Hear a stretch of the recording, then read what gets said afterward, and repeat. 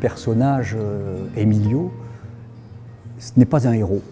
Je n'aime pas beaucoup faire de mes personnages principaux des héros. C'est un homme ordinaire avec ses faiblesses.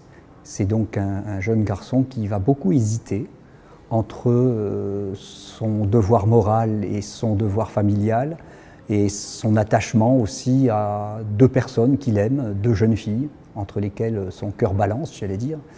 Et c'est vrai, donc, c'est pas un personnage qui se décide à faire les choses directement, comme si tout s'imposait. Il est tout le temps en valse hésitation entre deux choses. Il est tout le temps dans un dilemme cornélien. Emilio, c'est quelqu'un donc qui connaît dans le roman deux histoires d'amour. Il est très attaché à sa terre familiale, où il y a sa jeune fiancée, Maria, qui l'attend, et qui est un des deux personnages principaux féminins du roman. Maria qui incarne, je veux dire, un archétype féminin. J'ai voulu en faire, moi, l'archétype de la jeune espagnole de son époque. Je ne peux pas dire de l'époque d'aujourd'hui, c'est-à-dire c'est une fille très attachée aux traditions familiales, aux traditions tout court de son pays, qui est très fidèle aussi. Elle attend Emilio avec beaucoup de patience. Et lorsqu'il sera rentré dans son village, lorsqu'il lui demandera de le suivre sur les chemins de l'Exode, elle le fera sans hésiter avec leur enfant, puisqu'ils vont avoir un enfant. Mais Emilio, c'est aussi quelqu'un qui a laissé en France une autre jeune fille dont il est tombé amoureux. Voilà pourquoi je disais au départ, c'est un personnage qui hésite beaucoup. Même là, en Espagne, il a une fiancée, mais en France, vu l'absence, eh bien, il est tombé amoureux d'une jeune fille qui est la fille de son patron, et Justine, et qui est une jeune fille tout à fait opposée à Maria.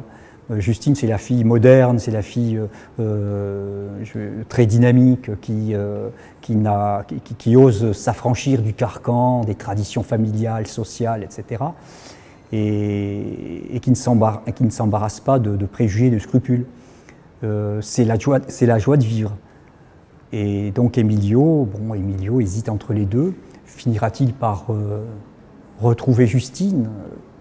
Bon, l'histoire, le lecteur le découvrira au fil de l'histoire.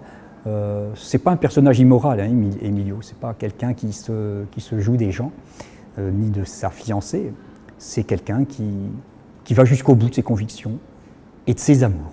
C'est aussi un roman plein d'aventures, puisqu'on va être plongé au cœur donc, des grandes batailles de la guerre d'Espagne, avant de connaître avec les personnages principaux la retirade. Oui, on est au cœur de l'histoire et c'est un roman donc, qui plonge le lecteur dans les Cévennes au départ, en Espagne ensuite, on revient enfin dans les Cévennes lorsque mon personnage s'en sort de ces camps de concentration, puisqu'on appelait ça des camps de concentration pour les réfugiés espagnols. Et lorsqu'il revient dans les Cévennes, la guerre éclate et il va s'engager à nouveau en 1942-43, lorsque la zone sud va être envahie, il va s'engager dans le maquis, dans un des maquis cévenols. Et il va repartir à l'aventure, c'est vrai. La dernière aventure qu'il va connaître, c'est le fameux épisode du Val d'Aran que peu de monde connaît. L'épisode du Val d'Aran, c'est